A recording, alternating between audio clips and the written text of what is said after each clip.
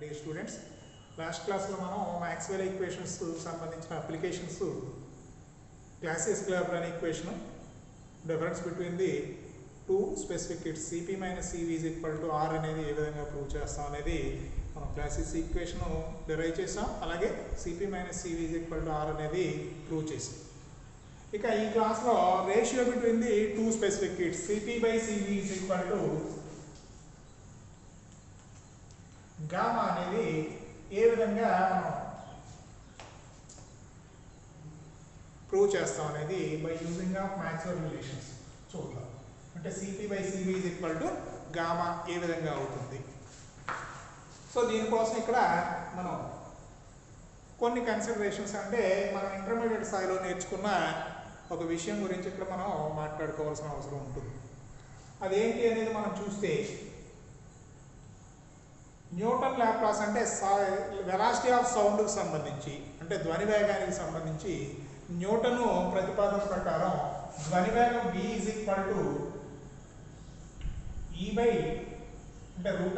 E/d అనేది చెప్పడం జరిగింది. ఇక్కడ E అనేది ఎలాస్టిసిటీ కోఎఫిషియంట్, d అనేది డెన్సిటీ. అయితే ఈ సందర్భంలో న్యూటన్ ప్రతిపాదన ప్రకారం ఇక్కడ మీడియం యొక్క టెంపరేచర్ స్థిరంగా ఉంటుంది అని భావించడం జరిగింది. అంటే దాదాపుగా సమ ఉష్ణోగ్రత ప్రక్రియ ప్రకారం అంటే ఐసోథర్మల్ ప్రాసెస్ జరుగుతుంది అని కన్సిడర్ చేయడం జరిగింది. అంటే ఈ consider as temperature remains constant. So temperature మారిన సందర్భంలో ఇక్కడ ఈ వాల్యూ ప్రెషర్కి ఈక్వల్ అవుతుందని E = P అవుతుందని కాబట్టి ఫైనల్గా E √P/d అని న్యూటన్ ఒక equation expression for velocity of సౌండ్కి ఇక్కడ చెప్పడం జరిగింది. అయితే ఈ ఈక్వేషన్ ప్రకారం వెలాసిటీ ఆఫ్ సౌండ్ని ఫైండ్ అవుట్ చేసినప్పుడు మనకి యాక్చువల్ వాల్యూ కన్నా లెస్ వాల్యూ అంటే తక్కువ వాల్యూ రావడం అనేది గమనించడం జరిగింది. సో ఈ సందర్భంలో లాప్లాస్ అనే సైంటిస్ట్ మళ్ళీ దీని మీద మరికొన్ని ప్రయోగాలు చేసి ఇక్కడ అణువుల యొక్క కంప్రెషన్ వేర్ ఫ్రాక్షన్ వల్ల మనకి ఇక్కడ సంకోచ వ్యాకోచాలు చెందడం వల్ల మనకి అంటే అణువుల యొక్క కదలిక ఉంటుంది కాబట్టి ఇక్కడ ఉష్ణోగ్రతలో కూడా మార్పు అవుతుంది, అంటే టెంపరేచర్లో కూడా చేంజ్ వస్తుందని భావించి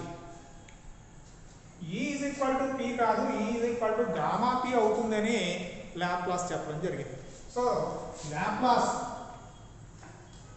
ప్రతిపాదన ప్రకారం V = E/d but according to the consideration of Laplace E = γP. So ఫైనల్గా V ఏమైంది γP/d అయింది. సో ఈ సందర్భంలో మనకి టెంపరేచర్ చేంజ్ అవుతుంది అన్నట్టు. టెంపరేచర్ చేంజ్ అనేది ఏ ప్రాసెస్లో జరుగుతుందంటే ఎడియాబాటిక్ ప్రాసెస్లో టెంపరేచర్ చేంజెస్ అంటే కంప్రెషన్ కానీ ఎక్స్పాన్షన్ కానీ జరిగినప్పుడు టెంపరేచర్లో మార్పు వస్తుంది అనేది ఎడియాబాటిక్ ప్రాసెస్లో జరుగుతుంది. కాబట్టి ఇక్కడ ఎడియాబాటిక్ ప్రాసెస్ కింద దీన్ని కన్సిడర్ చేస్తే అంటే ఇక్కడ టెంపరేచర్ స్థిరంగా ఉన్నప్పుడు మన E = P అవుతుంది. టెంపరేచర్ చేంజ్ అయితే E = γP అవుతుంది. సో ఈ విధంగా చేసినప్పుడు మనం చూస్తే లాప్లాస్ ఈక్వేషన్ మనం యూజ్ చేసి velocity of sound find out చేసినప్పుడు మనకి ఫైనల్గా యాక్చువల్ వాల్యూకి దగ్గరగా వాల్యూ అంటే కరెక్ట్ వాల్యూకి సమానంగా మనకి వెలాసిటీ ఆఫ్ సౌండ్ రావడం అనేది జరిగింది. సో దీని ప్రకారం మనం పరిశీలిస్తే ఇక్కడ ఈ రెండు ఈక్వేషన్స్ ప్రకారం అంటే న్యూటన్ లాప్లాస్ కరెక్షన్స్ని ఇక్కడ మనం కన్సిడర్ చేస్తే ES అంటే లాప్లాస్ కరెక్షన్ ప్రకారం ES అంటే ఎంట్రోపీ స్థిరం అంటే ఎడియాబాటిక్ ప్రాసెస్ అని రిప్రజెంట్ చేయడం కోసం అంటే టెంపరేచర్ చేంజ్ అవుతుంది, ఎంట్రోపీ స్థిరంగా ఉంటుంది.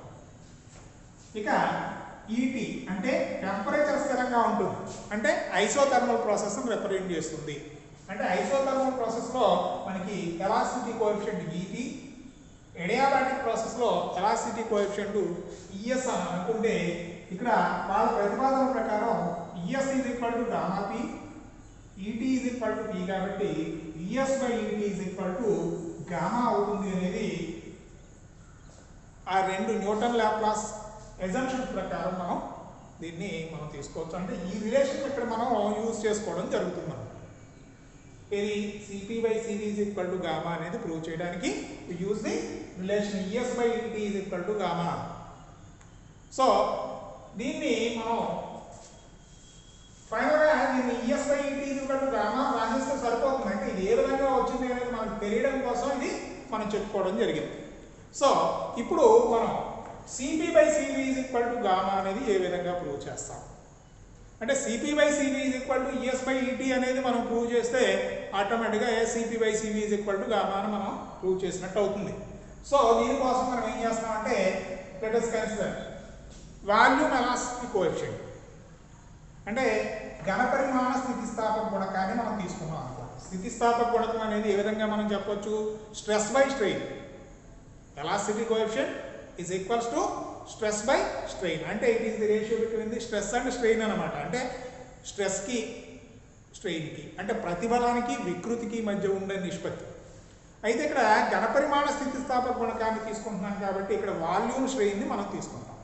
ఇక స్ట్రెయిన్ అనేది దేనికి సమానం అవుతుంది అంటే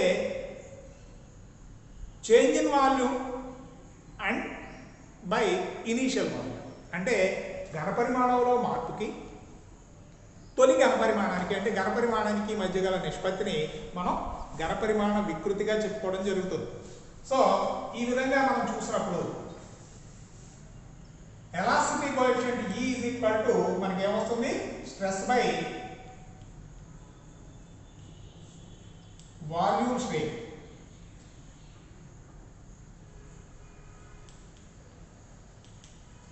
అంటే ఘనపరిమాణ వికృతి అంటే ప్రతిబలము బై ఘనపరిమాణ వికృతి. ప్రతిబలం అనేది ఏంటి ఎడిషనల్ ప్రెషర్ అంటే ఎక్సెస్ ప్రెషర్ అంటే దాని మీద ఎడిషనల్గా మనం అప్లై చేసిన ప్రెషర్ని స్ట్రెస్ కింద మనం తీసుకుంటే ప్రతిబలాన్ని this is equals to dP. Strain అనేది అంటే వాల్యూమ్ స్ట్రెయిన్ ఏమవుతుంది change in volume by initial volume అంటే ఘనపరిమాణంలో మార్పు బై తొలి ఘనపరిమాణం. అయితే ఇక్కడ ఒక ఆబ్జెక్ట్ మీద మనం ప్రెషర్ అప్లై చేస్తే లేదా ఫోర్స్ అప్లై చేస్తాం అనుకోండి వాల్యూమ్ తగ్గుతుంది కాబట్టి చేంజ్ ఇన్ వాల్యూమ్ నెగిటివ్గా కన్సిడర్ చేస్తాం. So this is equals to minus of dV by V అనేది వాల్యూమ్ స్ట్రెయిన్ని రిప్రజెంట్ చేస్తుంది. సో దీని నుంచి మనం తీసుకుంటే E ఈజ్ ఈక్వల్ టు మనకి ఏమైంది V ఇంటూ అంటే minus of V into dP by dV. V into minus V into dP by dV అనేది వాల్యూమ్ ఎలాస్టిసిటీ కోఎఫిషియంట్ అంటే ఘనపరిమాణ స్థితిస్థాపక గుణకాన్ని సూచిస్తుంది. Now this is applied to the adiabatic process and isothermal process. అంటే adiabatic ప్రాసెస్కి isothermal ప్రాసెస్కి equation మనం apply చేసాం అనుకోండి మనకి adiabatic ప్రాసెస్లో ఎంట్రోపీ రిమైన్స్ కాన్స్టెంట్ అంటే ఎంట్రోపీ స్థిరంగా ఉంటుంది కాబట్టి దీన్ని ES అనేది ఇక్కడ ఎడియాబాటిక్ ప్రాసెస్లో వాల్యూమ్ ఎలాస్టిసిటీ కోఎఫిషియంట్ని రిప్రజెంట్ చేస్తుంది ఘనపరిమాణ స్థితిస్థాపక గుణకాన్ని రిప్రజెంట్ చేస్తుంది అని అనుకుంటే దిస్ ఈజ్ ఈక్వల్ టు ఏమైంది V into dou P by dou V at constant S అవుతుంది. ఇలాగే for isothermal process ET is equal to minus V into dou P by dou V at constant T. ఇప్పుడు ఈ రెండు equations నుంచి we get the value of the ES by ET. దీని నుంచి ఏమవుతుంది minus V into dou P by dou V at constant S by minus V into dou P by dou V at constant T. Minus V cancel అయింది. So ఈ ఈక్వేషన్ని మనం expand చేసి మనం రాసుకోవడం కోసం అంటే దీన్ని కొంచెం మాడిఫై చేస్తే ఏ విధంగా చేయొచ్చు అనేది మనం చూస్తే equation dou P by dou T into dou T by dou V అంటే dou P by dou V ఏం చేసాం dou P by dou T into dou T by dou V అని రాసుకున్నాం. This is at constant S బై dou P by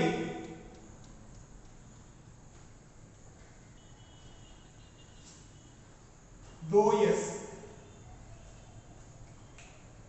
into dou S by dou V అంటే dou P by dou V at constant T అనే దాన్ని ఏం చేసాం మనం dou P by do S into dou S by dou గా రాసుకున్నాం. So ఇప్పుడు దీన్ని ఎక్స్పాండ్ చేసాం అనుకోండి, మనకి ES by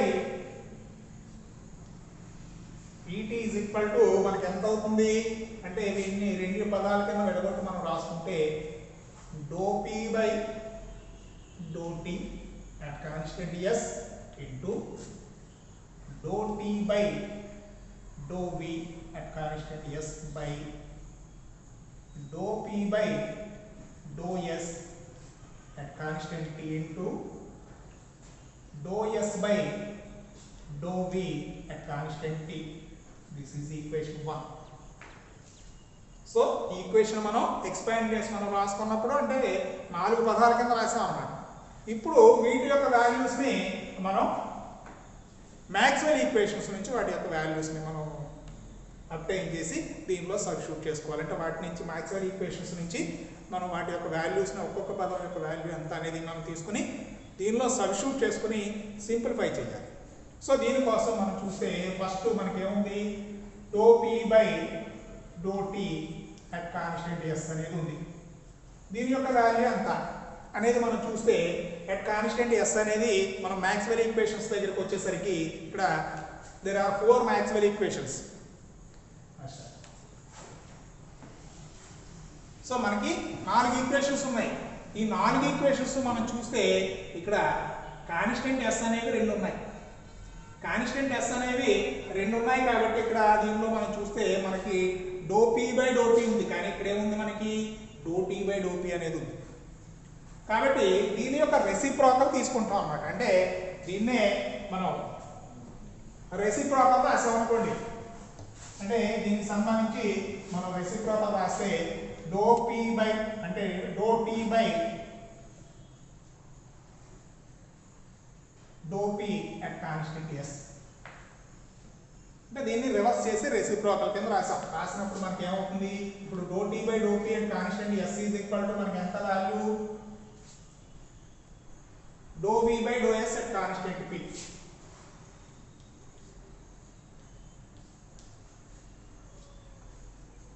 So this is from second equation అంటే second Maxwell relation నుంచి అంటే this is equal to ఎంత అయింది మనకి dou s by dou v at constant p. ఇక second one dou t by dou v at constant s. So దీన్ని మనం తీసుకుంటే dou t by dou v at constant s అనేది equation 1 నుంచి మనకు వస్తుంది. ఈక్వేషన్ 1 నుంచి మనకు డైరెక్ట్ గానే ఉంది కాబట్టి this is equals to minus of dou p by dou s at constant v. ఇక third one dou p by dou s at constant t. So constant t అనేది మనం తీసుకుంటే మనకి 2 ఈక్వేషన్స్ అంటే థర్డ్ అండ్ ఫోర్త్ ఈక్వేషన్స్ లో మనకి constant అనేది t అనేది ఉంది. దీనిలో మనం చూస్తే dou s by dou p at constant t ఉంది. మనకు కావాల్సింది ఏంటి dou p by dou t dou s at constant t అనేది కావాలి కాబట్టి అగైన్ దీనికి సంబంధించిన రెసిప్రోకల్ మనం రాసాం అనుకోండి. So this is equal to ఇప్పుడు ఏమైంది 1 బై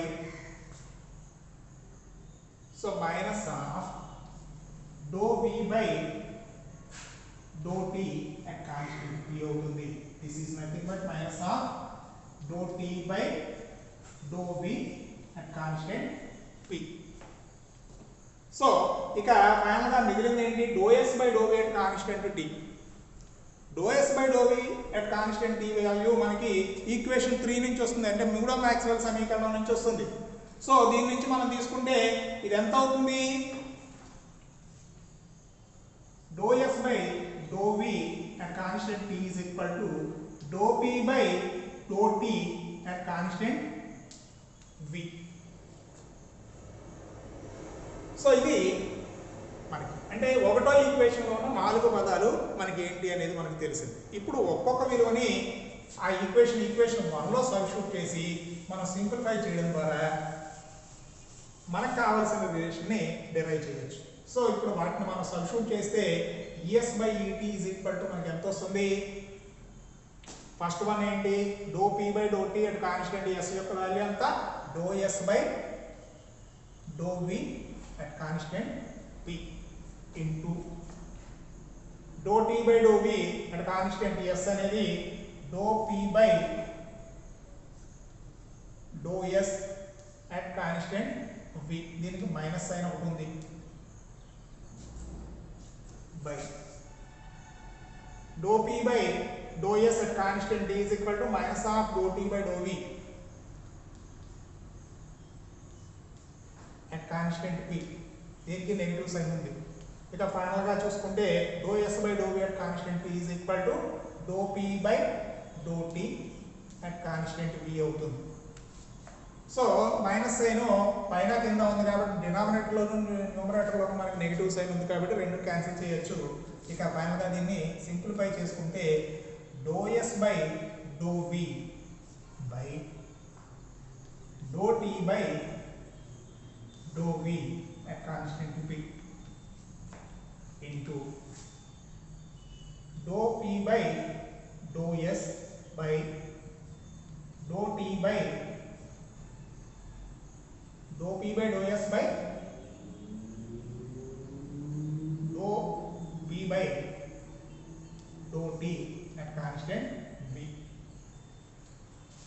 ఇప్పుడు దీన్ని సింప్లిఫై చేసాం అనుకోండి డో v క్యాన్సిల్ అయిందంటే ఇక్కడ ఏం మిగిలింది మనకి dou s by dou t at constant p అనేది మిగిలింది into dou p క్యాన్సిల్ చేస్తే ఇక్కడ మనకి dou t by dou s at constant v అనేది వస్తుంది or this is equals to dou s by dou t at constant p by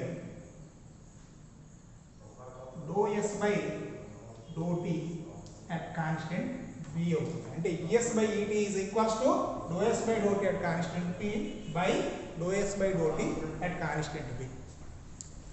Now we multiple with the help of అంటే denominator ని numerator ని we multiple with the temperature t అంటే ఉష్ణోగ్రత t తో మనం గుణించాం అనుకోండి అంటే లవాన్ని హారాన్ని రెండింటిని కూడా మనం మల్టిప్లై చేస్తే మనకి ఏమొస్తుంది ఫైనల్ గా es by et is equal to t into dou s by dou t at constant p by t into dou s by dou t at constant v ఇక్కడ మనకి t dou s అంటే this is nothing but dou q అంటే from the second law of thermodynamics అంటే second లా ఉష్ణగతి శాస్త్రం యొక్క రెండో నియమం ప్రకారం dou q is equal to t dou s కాబట్టి దీన్ని మనం తీసుకుంటే dou q by dou t at constant p by dou q by dou t at constant v. But from the definition of the specific heat అంటే విశిష్టోష్ణం యొక్క నిర్వచనం ప్రకారం dou q by dou t at constant p అనేది it is equals to cp అంటే specific heat at constant pressure. అలాగే from the definition of the specific heat at constant volume dou q by dou t at constant v is equal to cv అంటే s by et is equals to మనకి final గా ఏమొచ్చింది cp by cv అంటే cp by cv is equal to s by et కానీ already మనం discuss చేసిన Newton Laplace corrections apply చేసిన తర్వాత మనం చూస్తే es by et is equal to ga but ఇక్కడ మనం వచ్చింది ఎంత వచ్చింది మనకి es by et is equal to cp by cv కాబట్టి ఇప్పుడు ఈ రెండు రిలేషన్స్ ని మనం యూస్ చేసుకుంటే cp by cv is equal to ga so this is the expression for cp by cv is equal to gamma అనేది we prove the relation between the two specific heats cp by cv is equals to gamma అనేది by using of Maxwell relations అంటే Maxwell సమీకరణాలు ఉపయోగించి cp by cv is equal to gamma అనేది prove చేసే విధానం. ఈ విధంగా మనం Maxwell ఈక్వేషన్స్ యొక్క అప్లికేషన్స్ మనం చెప్పుకోవచ్చు. ఇక నెక్స్ట్ చాలా ఇంపార్టెంట్ టాపిక్ ఏంటి అనేది మనం చూస్తే joule Kelvin effect. Joule Kelvin effect అనేది ఏంటి అనేది మనం డెఫినేషన్ చెప్పుకున్న తర్వాత దీన్ని కంటిన్యూషన్ నెక్స్ట్ క్లాస్లో మనం చూద్దాం. డెఫినేషన్ ఏంటి అంటే what is Joule Kelvin effect అనేది మనం చూస్తే when a gas under a constant high pressure region is passed to a constant low pressure region through a porous plug, then there is a change in its temperature. అంటే ఏదైనా ఒక వాయువు స్థిరమైన అధిక పీడన ప్రాంతం నుంచి స్థిరమైన అల్పపీడన ప్రాంతానికి పోరస్ ప్లగ్ ద్వారా వ్యాకోచించినప్పుడు ఆ వాయువు యొక్క ఉష్ణోగ్రతలో మార్పు కలుగుతుంది. సో దీన్ని జౌల్ కెల్విన్ అనే సైంటిస్ట్ మొట్టమొదట ప్రతిపాదించారు కాబట్టి this is called joule Kelvin effect. So దీన్ని జౌల్ కెల్విన్ ఫలితము అంటాం. సో ఈ విధంగా constant high pressure region to constant low pressure రీజియన్కి through porous plug ద్వారా ఎక్స్పాండ్ అవడం కానీ పాస్ ఆన్ అవడాన్ని థ్రాట్లింగ్ ప్రాసెస్ అంటారు. అంటే దీన్నే థ్రాట్లింగ్ ప్రక్రియ అనేది కూడా అనడం జరుగుతుంది. అంటే రిజల్ట్ మనకి జౌల్ కెల్విన్ ఎఫెక్ట్ అంటాం, ఈ ప్రాసెస్ని థ్రాట్లింగ్ ప్రాసెస్ అంటాం. సో దీనికి సంబంధించి ఏ విధమైన రిజల్ట్స్ వచ్చాయి ఏంటి అనేది మనం నెక్స్ట్ క్లాస్లో డిస్కస్ చేద్దాం. Okay, thank you.